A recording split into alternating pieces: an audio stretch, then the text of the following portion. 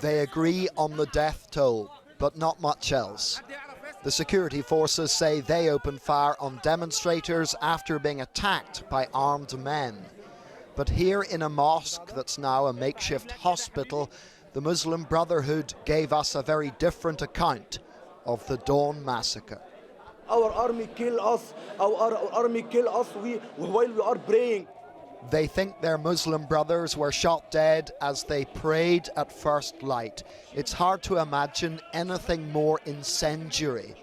Egyptians have every reason to dread whatever's coming next here. This shooting incident isn't just a tragedy for the victims, it's a tragedy for Egypt, a powerful recruiting sergeant for the sinister forces out to keep this crisis going. Close to the scene of the massacre, the two sides view each other warily. These soldiers are preventing the Islamists from storming the army base where they think their beloved ex-President Morsi is being detained. His supporters have been hurling abuse as well as anything they can lay their hands on. Here, a ripped-out bathroom is directed at soldiers below. The army has its casualties too. To lend credence to their version of events, the military has released these pictures of what it claims are gunmen in the crowd. Justification, it says, for returning fire and killing dozens of people. It stopped being a peaceful demonstration this morning when a group of armed men attacked the area surrounding the Republican Guards building. The army and the police guarding the area responded with live fire. But the Muslim Brotherhood say the army is telling lies. The protesters had their head bowed to the ground in the Fajr prayer. The police fired from one side, the army fired from the other side. Children died, 5 children, 2 of them infants, months old. This is tyranny and it cannot be seen any other way.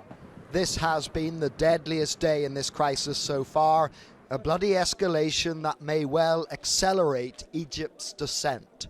There is no chance of this conflict being resolved quickly, not a prayer. So, John, dangerous days, tens of thousands of people on the streets on both sides, and one assumes fears of further violence. Yes, I think that's right, Mark. As we talk, there are tens of thousands of Muslim brothers outside a mosque in a part of Cairo they've made their own in recent days. It's actually not far from where that massacre happened. The leadership wants more protests tomorrow. It's also calling for an uprising, an intifada. The Brotherhood wants to increase its presence on the streets of Cairo and other towns and cities across Egypt, and of course that raises the potential for more confrontation with the security forces. Right, so how does Egypt avoid sliding into a civil conflict?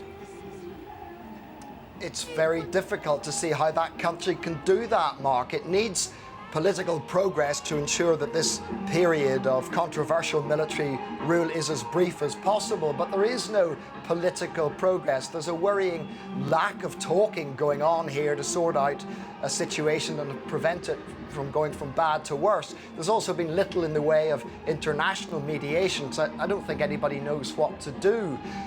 The Muslim Brotherhood and their supporters account for about a quarter of Egypt's population. Right now they feel excluded and angry. I think there are actually parallels with what happened in Iraq a decade ago. Like the Sunnis of Iraq, the Muslim Brothers of Egypt have tasted power only to have it snatched away. In Egypt, the reaction was in Iraq, the reaction was an insurgency that tore the country apart. If the Muslim Brothers can't be brought back into the fold here, there is a real chance that this country could become another Iraq or even Syria.